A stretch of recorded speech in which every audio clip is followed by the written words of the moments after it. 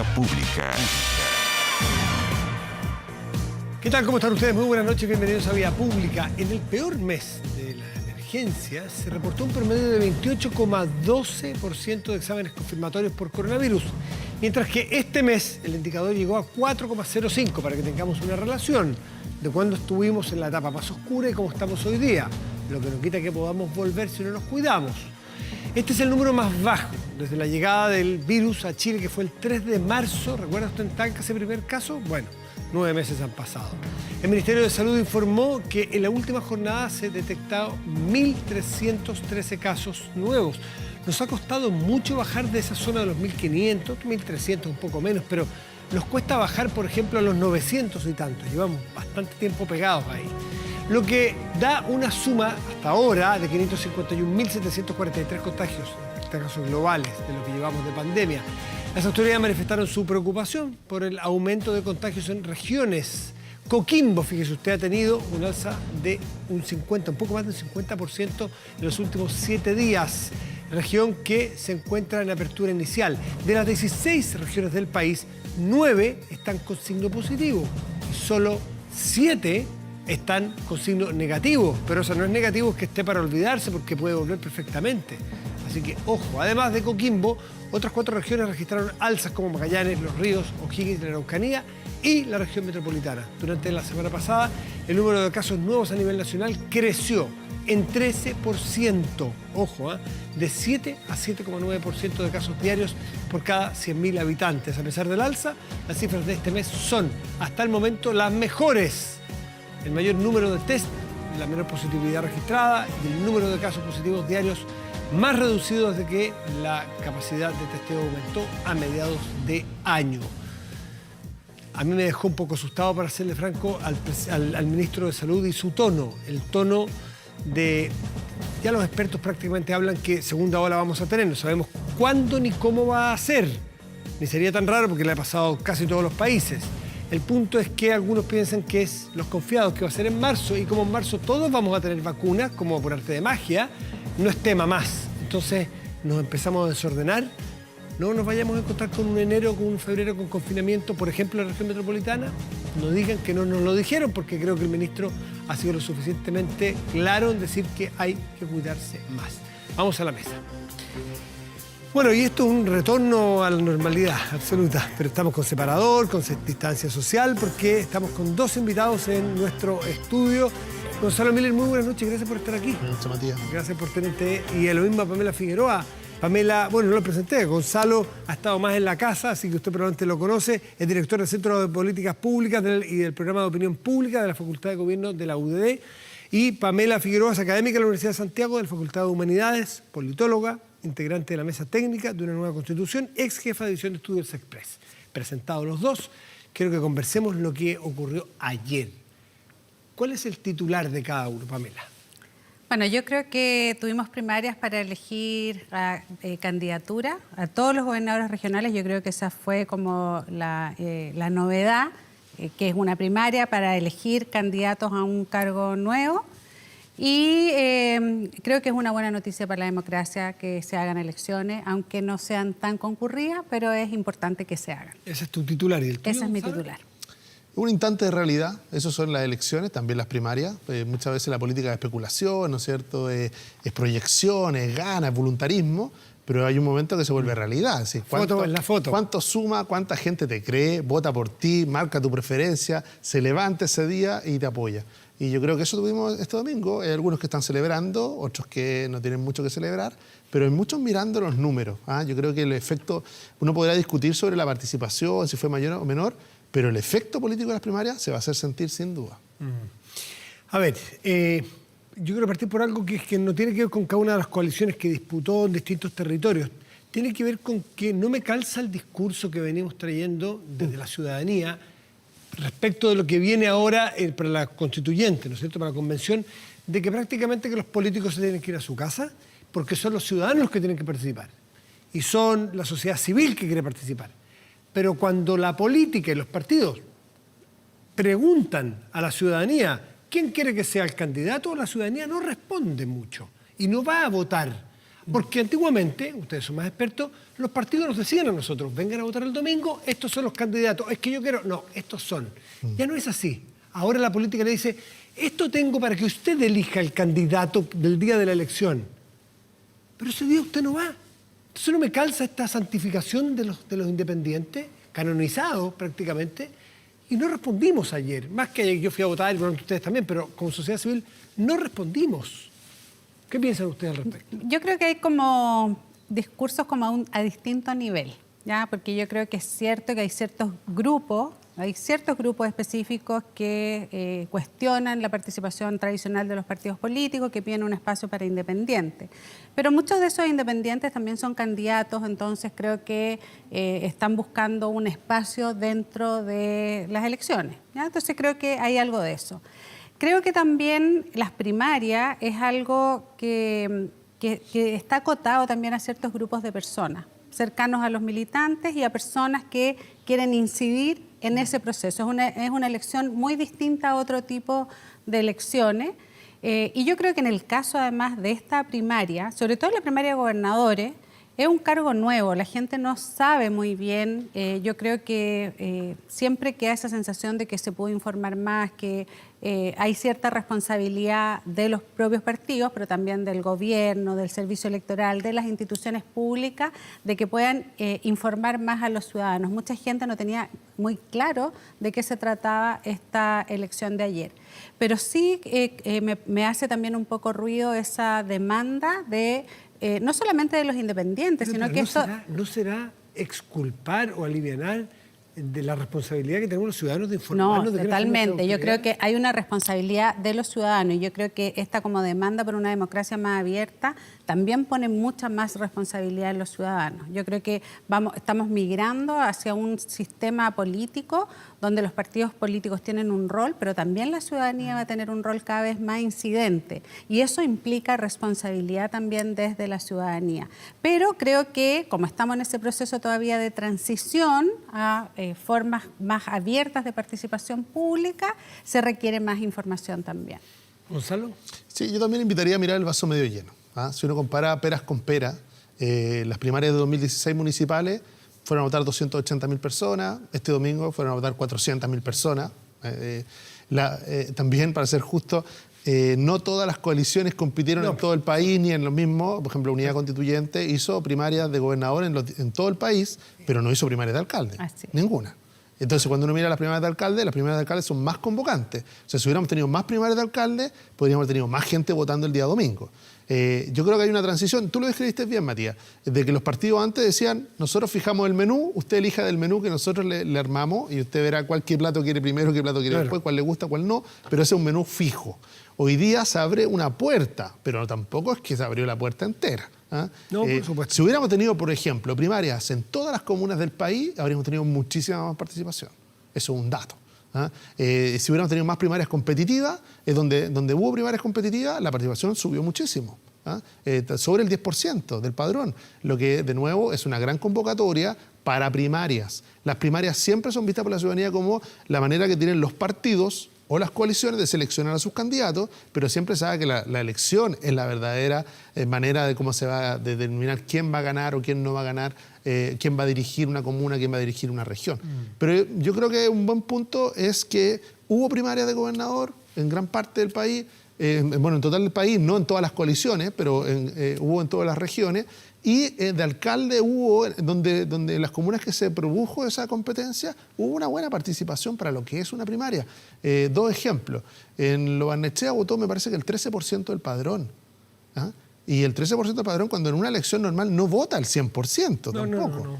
Vota el 60 y tanto, el 70%, depende de la elección. Entonces, ese es un buen punto de comparación. Yo creo que tuvimos una buena participación para lo que es una primaria. Estamos en rodaje, sería bueno que los partidos usaran más el mecanismo de primaria. Yo creo que eso generaría, en esta cultura cívica de participación, generaría que nos acostumbráramos a participar todos, a tomar esta conciencia que dices tú, de aquí también se toma una decisión. Uno mira en Estados Unidos, que son las primarias por autonomía, pero existe una cultura, todos van a primarias, todos. De repente hay candidatos congresistas que llevan 16, 24 años ganando elecciones, cada 2 años, no como en Chile cada 4, cada 2 años, y van a una primaria igualmente. Entonces, eso nos falta acostumbrarnos a que los partidos entiendan que también no es tan estratégico esto de que esta comuna sí, esta comuna no, sino que debiera haber una mayor cantidad de comunas en primaria. Los bloques hicieron la pega, uno en una y otro en otro. La Sí. unidad constituyente se llama la concertación. Unidad constituyente. Muy creativos, pero son los partidos de la concertación. La concertación 2.0, para que no se ofenda a nadie, ni nadie sienta vergüenza, hicieron primarias en todo Chile para gobernadores y les rindió. Les rindió Sí. porque uno ve los números más allá del detalle y dice, sacaron 40 y tantos mil votos, entiendo que tenían en esa primaria. ¿No? Claudio Rego en la región metropolitana tenía 44.000 44 votos. Solo Claudio Rego. Claro, o sea, tenía una importante participación. En cambio, en la derecha, o Chile Vamos se llama ahora, también va cambiando de nombre, parece, no sé, si da la impresión de que pudo haberle competido para ver los números igual. En cambio, en alcaldes lo hizo mejor y trajo mucha gente. ¿Hay un aprendizaje allí? ¿Hay que participar en todo? Sí, yo creo que, hay un punto bien claro, las primarias sirven para resolver candidaturas, entonces eso también tiene que ver mucho donde hay disputa de candidatura o no. Probablemente en unidad constituyente, como hay más partidos, son muchos partidos, y en la elección de gobernador hay que priorizar por un candidato o candidata, era necesario poder hacer eso porque también venía de una oposición que le había costado mucho coordinarse. Entonces creo que era muy simbólico. Y en la coalición de gobierno, en Chile Vamos, hay un debate más amplio en el tema de las municipales. Yo creo que es muy importante que los partidos incorporen las primarias porque creo que eso también fortalece la democracia interna de los partidos, ya de abrirse también a la comunidad y resolver ciertas cosas de coalición, pero las primarias también tienen algunos efectos que no son tan positivos, porque, por ejemplo, la mayoría de los candidatos que se eligieron en primarias fueron hombres y no mujeres, y eso está bien estudiado, que en las primarias a veces las mujeres se les hace mucho más complejo porque tienen que enfrentarse a una doble elección, que es la elección primaria y después otra elección. Entonces, creo que también desde la perspectiva como de género, que es algo que estamos buscando en este nuevo ciclo democrático, las primarias no necesariamente son el mejor mecanismo para inclusión de mujeres. De hecho, cuando se aprobó la ley de cuotas, se suspendieron las primarias por ese periodo que se aplique la ley de cuotas para la definición de los parlamentarios. Se tiende al centro. Chile demostró, es una muestra muy débil, porque no son muchos candidatos, que tiende a la moderación. Un año en que parece que todo salía de manera fuerte centrífuga, salía todo volando. Aquí hay partidos de centro. En el caso de la concertación gana la Democracia Cristiana con una importante participación respecto, incluso más que la suma del PS y el PPD. No es que ellos dos sean muy extremos, pero gana el centro. En la derecha, Evópolis logra una muy buena participación y además gana una comuna que es bien simbólica. ¿Tú, Gonzalo, crees que podemos hacer esa? No, las primarias van a producir efecto político. O sea, uno podría decir, antes de las primarias, la concertación, o sea, dentro de esta concertación, nueva concertación, la DC era como la invitada de piedra. Sí, pues. Como ahí, recordemos que además en gran parte la presencia de la DC es la que provoca el quiebre y que no haya primarias de la oposición, sino que haya primarias de unidad constituyente, nueva concertación, y las primarias del Frente Amplio, por otro lado, separados. Yo creo que la DC tuvo un muy buen resultado, eligió bien los candidatos. Primera cosa, tenía una red territorial de alcaldes que la hizo pesar. Piensa tú que en la región metropolitana gana ampliamente Claudio Rego por distintos factores, pero gana ampliamente porque la red territorial de la democracia cristiana le rindió muy bien. Piensa tú que la democracia cristiana prácticamente no tiene parlamentarios aquí en la región, tiene solo un diputado. En una región que tiene 4 senadores, que tiene una gran cantidad de diputados, solo tiene un diputado. Pero tiene varios alcaldes y eso le favoreció. También le favoreció a Claudio Rego el que hubiera primarias municipales en Vitacura y en Lo Barnechea. Sin duda. Cuando uno hace el sum ahí, Vitacura y Lo Barnechea, solamente esas dos comunas le aportan 10.000 votos a Claudio Rego. Creo que era el 22% de los votos de Rego. De los 44.000, casi el 22%. Si uno hace la comparación, por ejemplo, con el gran apoyo que tuvo la alcaldesa Claudia Pizarro, que son camaradas de partido, donde ganó ampliamente también en La Pintana Claudio Rego con el 60%, pero le aportó 900 votos. Versus los 10.000 votos que le aportó Vitacura y Lo Barnechea, que no pesan eso además en la región Y metropolitana. que probablemente no son votos demócratas cristianos el día de los que hubo. Sí, porque como las primarias son simultáneas, mucha gente fue a votar porque había elecciones municipales muy reñidas, tanto el triunfo del alcalde Cristóbal Lira en Lo Barnechea con el 80% de los votos, pero tú ibas a votar y te pasaban la papeleta de gobernador. Buscaba lo más cercano. Y claro, y la gente puede votar, y yo creo que hay muchos partidos también que están sacando cuenta de eso respecto de las primarias. Por algo, hay otros partidos que van a hacer primarias convencionales, es decir, de una llamada más acotada, porque lo que te puede pasar... No son legales primaria, y no son vinculantes. Tampoco son ilegales, ¿eh? No son la primaria legal, No son, pero no son vinculantes. ¿se No acuerdan? son vinculantes, no te obligan. No son vinculantes, son un acuerdo entre los partidos que están ahí. En cambio, la primaria legal sí es vinculante. Otro efecto político, Karina Oliva gana la región metropolitana por el Frente Amplio, dando una sorpresa, porque Revolución Democrática pierde, uno de los fundadores de Revolución Democrática, ¿no es cierto?, pierde su lugar. Aquí sí tiene representación, tienen diputados comunes, tienen una representación más débil, pero se impone finalmente. ¿Y eso qué significa? Que eso que se produjo al momento de inscribir los pactos, de que no iban a ir todos juntos en la oposición, ahora hay candidatos ya que ganaron primarias. Karina Oliva por el Frente Amplio, Claudio Rego por la Democracia Cristiana, y vamos a ver de que se empieza a cristalizar eso de que va a haber múltiples candidatos para la elección de gobernadores y no solo uno de gobierno y uno de oposición. ¿Tú crees que hay posibilidad de que ahora tengamos, por ejemplo, el caso de Karina Oliva y Claudio Rego, que entre ellos sacan una primaria para que se unan? ¿Lo ves políticamente factible que la oposición ahora sí se una? Bueno, eso se ha estado hablando así. Algunas personas han dicho, bueno, sería posible, porque yo creo que está muy claro y es la razón por la cual Chile Vamos no hace primarias para los candidatos a gobernadores, es que la coalición de los partidos de gobierno sí va a competir en unidad probablemente, o sea, para los gobernadores, y la oposición es la que tiene la tarea de, para realmente ser competitivo, poder, ojalá, llegar con unidad a ese punto. Entonces, yo estoy de acuerdo en que estas primarias marcan ciertos hitos políticos porque ya hay votos, están claras cuáles son las candidaturas que se presentan ahí. ¿Cuáles son los efectos políticos que crees tú que dejan esta jornada el domingo? Bueno, que yo creo que a ver, hay dos cosas. Yo creo que esa idea de que los partidos estaban 100% de retirada no es tan real. Yo creo que los partidos políticos, sobre todo los que generaron estrategias de trabajo territorial, tuvieron resultados. La política local está incidiendo mucho y yo creo que eso se marcó en las candidaturas. También los que se impusieron estaban ligados también a algún trabajo anterior, ya fuera en intendencias, gobernaciones, alcaldes, cercanos a los alcaldes. Creo que hay hartas cosas ahí que se están mostrando de que el trabajo territorial y la organización política es muy importante también para el resultado electoral. O sea, eso es algo que se rescata de este ejercicio de las primarias. Y en el caso de la oposición, yo creo que también ir ordenando ciertas posturas más estratégicas para poder tener resultados electorales que sean acordes a lo que representa el sector. O sea, la división de la oposición claramente es una opción muy negativa para los resultados electorales. Gonzalo, el factor Evópoli, ¿es engañoso mirarlo por lo que ocurrió en Vitacura, que es una elección particularmente buena de una candidata?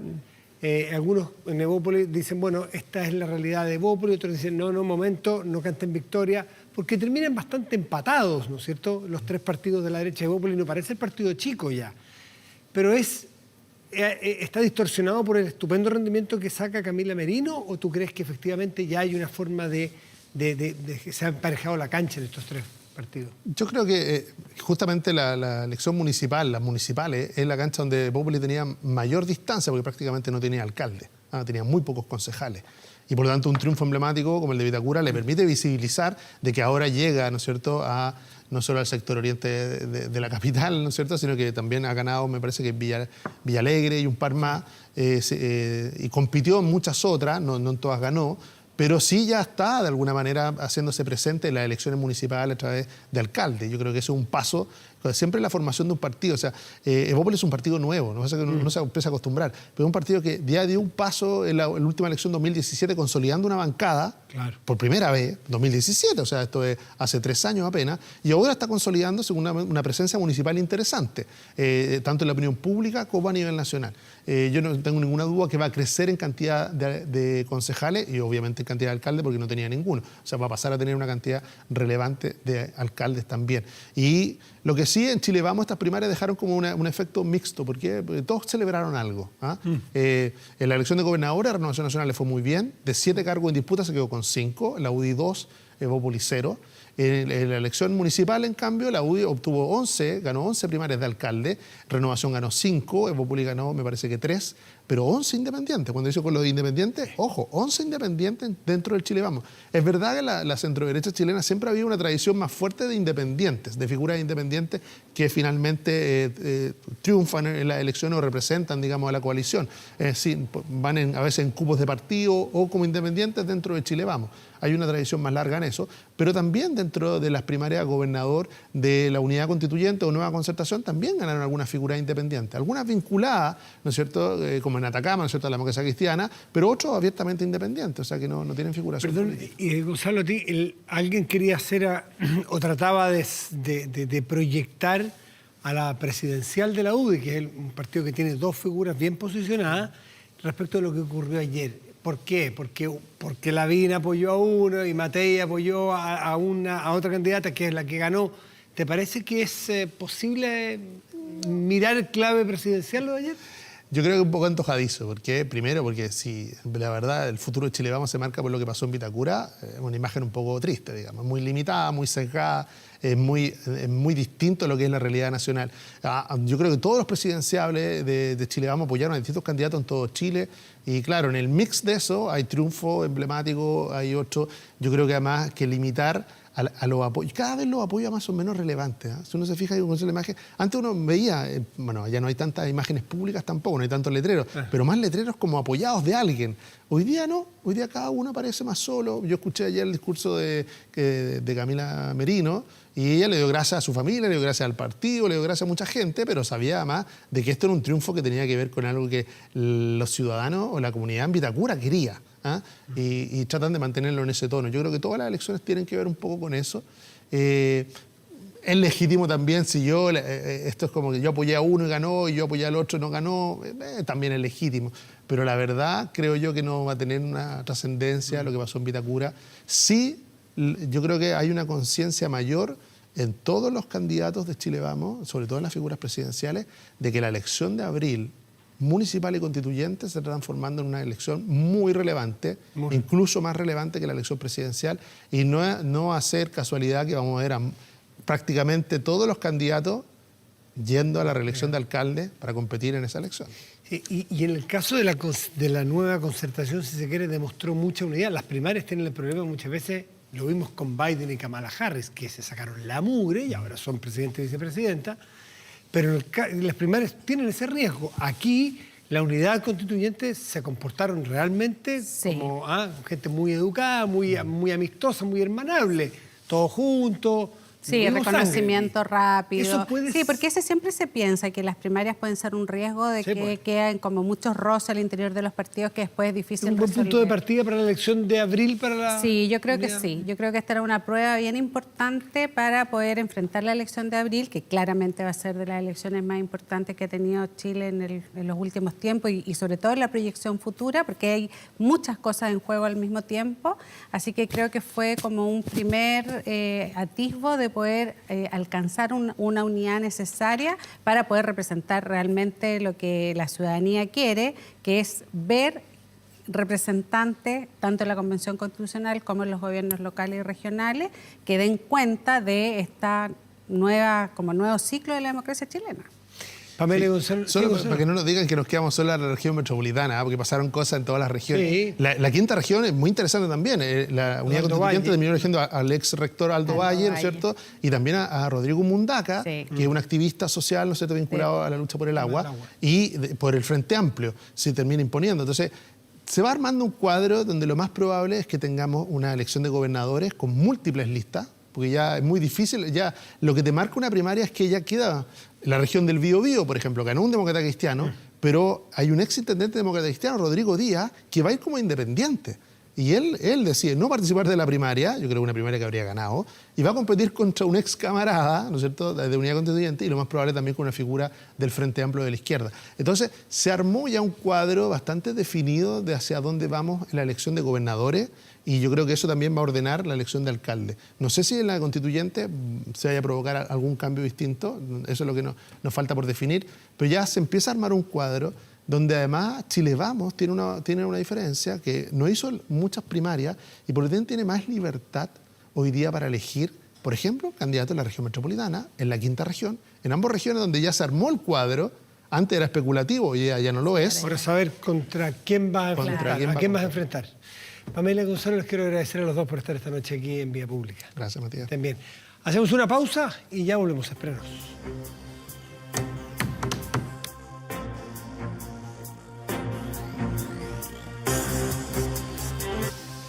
Santiago, ¿cómo vamos? Ese es el título de la canción, ¿no? El título en este caso de un trabajo, de una encuesta que se ha hecho y que quiero presentar a su autor, a su impulsora más bien. Es Paola Tapia, académica de la Universidad Central y ex ministra de Transporte. Usted la recordará como ex ministra. Paola, gracias por estar aquí. Muy buenas noches. Hola Matías, buenas noches. Un gusto saludarte y a todos los que nos están viendo a través de 24 horas en Vía Pública. ¿Qué es lo que busca el Santiago Cómo Vamos? Porque uno te mira a ti y dice asocia movilidad. Ya sé que le busca, pero también habla mucho de pandemia y estos son los dos temas centrales, ¿no es cierto? ¿Qué es lo que andan buscando la búsqueda de informarnos sobre qué? Bueno, Santiago Cómo Vamos primero es una iniciativa latinoamericana que se desarrolla en ciudades como Bogotá, en Cali, en Medellín, en México también hay algunas ciudades, también Quito se va a sumar prontamente y Lima que lleva un histórico Cómo Vamos. ¿Cuál es la gracia de estos estudios? Que permiten proyectar en el tiempo los resultados e incidir en las políticas públicas. Y en ese sentido, Santiago Cómo Vamos reedita una versión primera que hubo en el año 2013 y esta es la segunda versión. Y además el valor que tiene es que es realizada por la academia, en este caso nos acompaña Activa Research y también la sociedad civil. Más de 10 organizaciones de la sociedad civil como Muévete, como Bicicultura, No Chat nos acompañaron para formar parte y revisar estos resultados. Y el valor también va a ser luego en Latinoamérica porque nos vamos a poder comparar cómo estamos con Lima, cómo estamos con Bogotá. Nosotros estamos avanzando bastante y por lo tanto vamos a esperar que estén las demás encuestas para poder dar también el resultado latinoamericano. Son comparables, o sea, tienen metodologías parecidas y buscan lo mismo, ¿no es cierto? Exactamente, nosotros formamos parte de la red, hicimos parte de esta asociación latinoamericana y efectivamente, por ejemplo, las preguntas de pandemia las hicimos bastante comparables para poder equiparar y mostrar los resultados. ¿Qué es lo que más te llama la atención? A mí me llamó mucho la atención esto que después de lo que pasamos en pandemia, que aproximadamente un 59% me parece de las personas está dispuesta a volver a confinarse si fuese necesario. Que así uno diría, bueno, pero si a uno la autoridad lo manda nomás. Sí, pero es que en muchas partes del mundo hemos visto protestas ciudadanas muy importantes oponiéndose justamente a ese tipo de medidas por el costo social y económico que tienen. Efectivamente, de hecho el confinamiento, esta cuarentena total, es una de las medidas que se mencionaron como evaluadas positivamente y en el sentido de decir, sí, yo estoy dispuesto a volver a ese confinamiento. Y si uno desagrega los datos es súper interesante porque fíjate tú que aquellas personas con ingresos socioeconómicos más bajos están dispuestas también a volver a este confinamiento y lo mismo aquellas personas que viven no solo en el sector oriente, que son las que menos quieren volver, las que a un confinamiento, sino también las del sector norte y sur de nuestra capital. Por lo tanto, es importante también relacionar estos temas de pandemia con la movilidad, como hablábamos, y con otros efectos. Por ejemplo, el distanciamiento físico. Nos podríamos preguntar, usted en su casa se podría preguntar cómo es el comportamiento respecto al distanciamiento físico en el espacio público, en las calles. Un 66% cree que no se cumple. Un 66% con el distanciamiento físico. ¿Para qué decir en el transporte público? Hicimos la pregunta, pero sabemos que es prácticamente imposible. 76% estima que no se cumple el distanciamiento social en el interior del transporte público y evidentemente en horas punta, imposible en el metro, en los buses, poder cumplirlo, pero esta encuesta también lo refleja en esos números. Ustedes miden, bueno, como es la primera, ¿no es cierto? Entonces no pueden medir con tiempos pre-COVID para ver cómo ha cambiado la movilidad. Por lo tanto, ¿cómo podemos ustedes, qué miden en cuanto a movilidad? Porque hay cifras, pero lo miden respecto de qué. Bueno, en movilidad, el Santiago Como Vamos es la segunda versión. La primera se hizo sí hace 7 años atrás, en el año 2013. Por lo tanto, efectivamente, uno pudiera considerar que puede considerar esos valores base y además está una encuesta que es distinta, que es la de origen-destino del 2012. Entonces, hay factores para comparar. Pero lo que evaluamos básicamente es la actualidad. Es en pandemia. Es en pandemia. Movilidad en pandemia. Es en pandemia y ese es el valor agregado que tiene este estudio. Por eso le permite a las autoridades tomar decisiones. Y en ese sentido hay un elemento que es vital que cambió.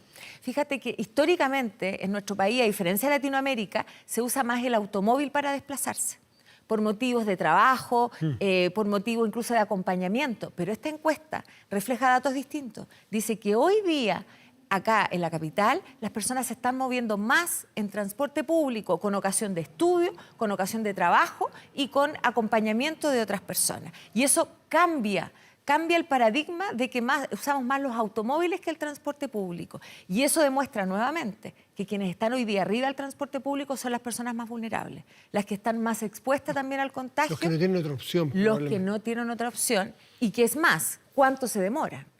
Se demoran en promedio 60 minutos. En promedio 60 minutos desde su casa hasta su lugar de trabajo. ¿Cuánto era antes? ¿Cuánto era la cifra que tú cuando eras ministra tenías en la cabeza? Nosotros antes manejábamos tiempos que van desde los 30 minutos hasta las 2 horas. Efectivamente, hay un rango bastante amplio. Pero ahora hay una concentración en aquellas personas que se demoran más. No obstante existir menos vehículos en las calles, sigue siendo el transporte público el problema, la falta de frecuencia y la marcada congestión, que marcan por sobre el 60%. ¿Cómo se comportó en este estudio la movilidad individual? Me refiero a bicicletas, scooter, porque se ve mucho más. Se ve, si es que antes venía muy al alza, sobre todo la bici, ahora es realmente... De hecho, hay escasez en el mundo de producción de bicicletas. Estuve leyendo un artículo. ¿Esto arroja alguna noticia al respecto? Sí, mira, arroja varias noticias. Primero, que efectivamente el transporte en bicicleta aún no genera un estallido total, digamos. Estamos en el orden del 5 a 6%, un par de puntos porcentuales por sobre la encuesta origen-destino del 2012, que marcaba 4%.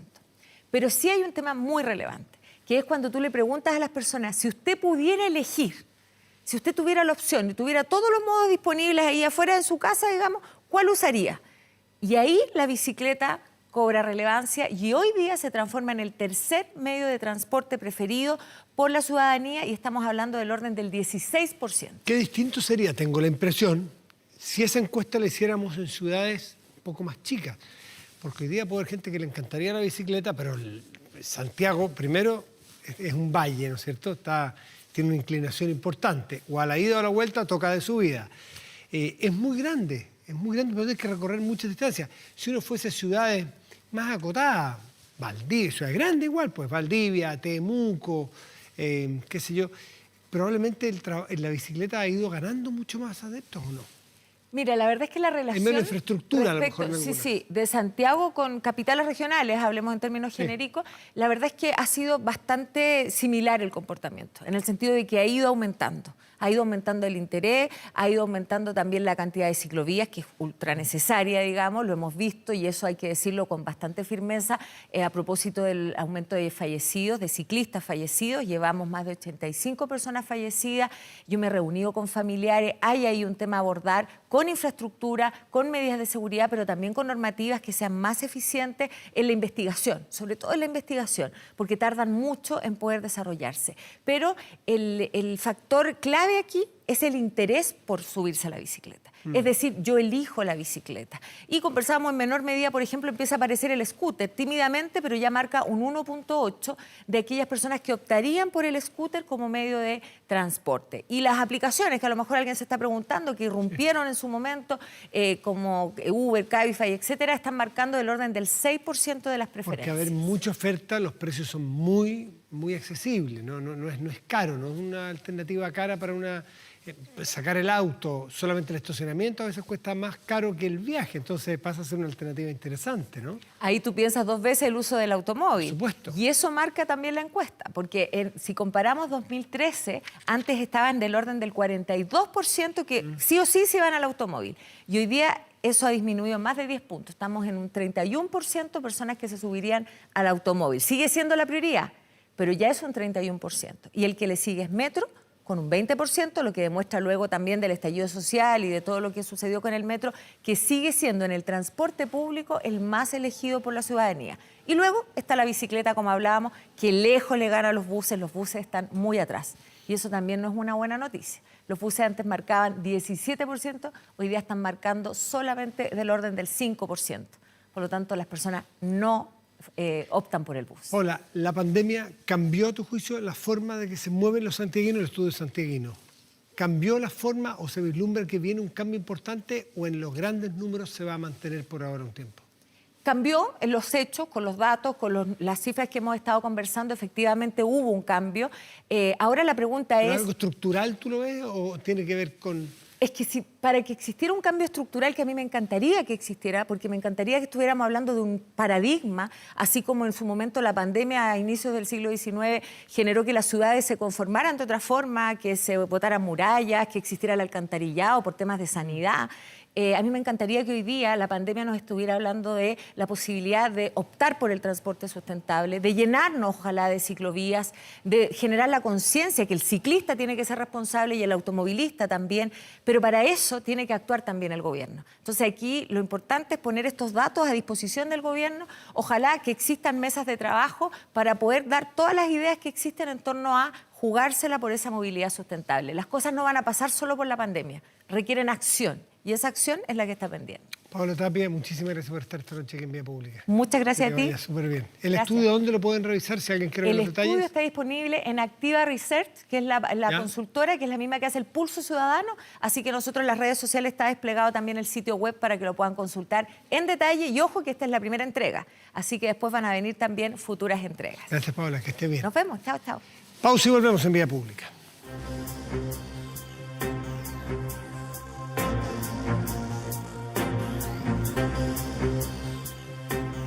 Protéjase de la delincuencia con Tepillé, vigilancia en tiempo real de cámaras de seguridad con audio disuasivo para su empresa, alarmas Tepillé con cámaras conectadas a su smartphone y botón de emergencia móvil para su hogar. No sea usted la próxima víctima y contrátelos en tepillé.cl.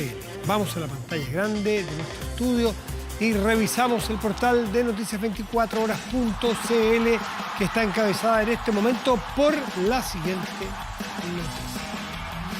Subsidio para vivienda, postulaciones se extienden hasta el 4 de diciembre. Atención, más detalles en 24horas.cl. Esperen un momento que ya volvemos.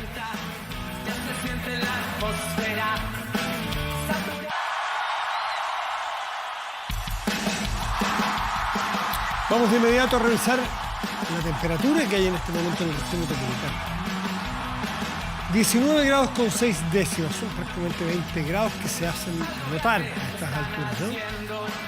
Está despejado naturalmente. Mañana y pasado ocurrirá lo siguiente, debiera ocurrir lo siguiente. 29 y 30 grados son máximas probables para el martes y miércoles, cielo parcial mañana y cielo despejado el miércoles.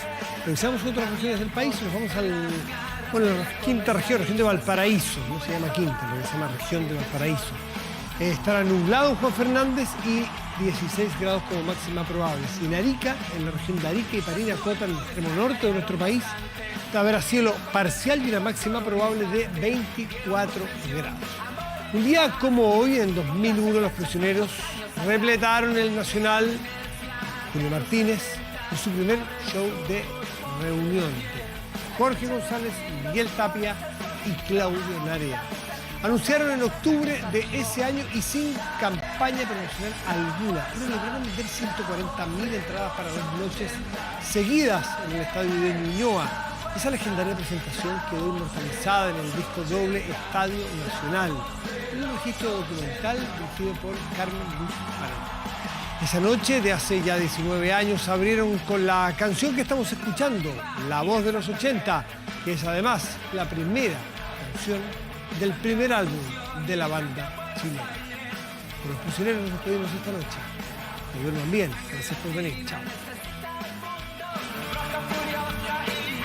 Sangre latina necesita el planeta. Adiós, barrera.